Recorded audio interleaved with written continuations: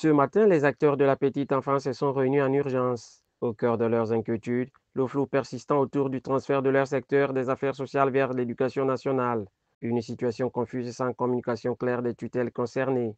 Ces professionnels des affaires sociales tirent la sonnette d'alarme. La petite enfance a été transférée du côté de l'éducation nationale. Mais il se trouve malheureusement que ni notre tutelle, ni celle de l'éducation nationale ne communiquent pas clairement avec les agents que nous sommes. D'où notre inquiétude. Lorsque nous venons voir notre tutelle, elle ne nous dit rien de concret, si ce n'est que le transfert est déjà acté. Et lorsque nous sommes amenés à l'éducation nationale, rencontrer la tutelle, mais ils ne nous disent rien de concret. D'où la nécessité impérieuse, n'est-ce pas, qu'on se retrouve, n'est-ce pas, tous les acteurs de la petite enfance ce matin pour essayer de communiquer là-dessus. Au terme des échanges, de grandes résolutions ont été prises par les participants bien décidés à se faire entendre. Le premier temps, nous allons multiplier les rencontres ici jusqu'à ce que notre administration, notre tutelle nous dise clairement où nous allons.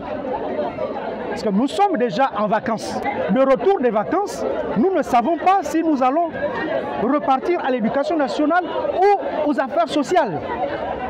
Qui nous gère finalement? Le deuxième temps, c'est que nous n'allons pas lever ces rencontres tant que l'éducation nationale, de son côté, ne nous disent pas clairement pourquoi les responsables des centres d'éducation préscolaire ne rentrent pas en possession des budgets de fonctionnement parce qu'ils ont travaillé toute l'année sans budget de fonctionnement. Ce flou administratif révèle une absence de coordination entre les deux ministères concernés. En conséquence, ce sont les agents qui en payent le prix. Nous nous rendons compte que les deux ministères ne s'accordent pas. Et du coup, nous, agents, nous devenons comme des boucs émissaires. Donc il faut bien que les plus hautes autorités se saisissent de ce dossier pour arbitrage afin que nous soyons situés. Une chose est certaine, les acteurs de la petite enfance n'ont pas dit leur dernier mot. Ils continueront à faire entendre leur voix tant que le flou ne sera pas dissipé.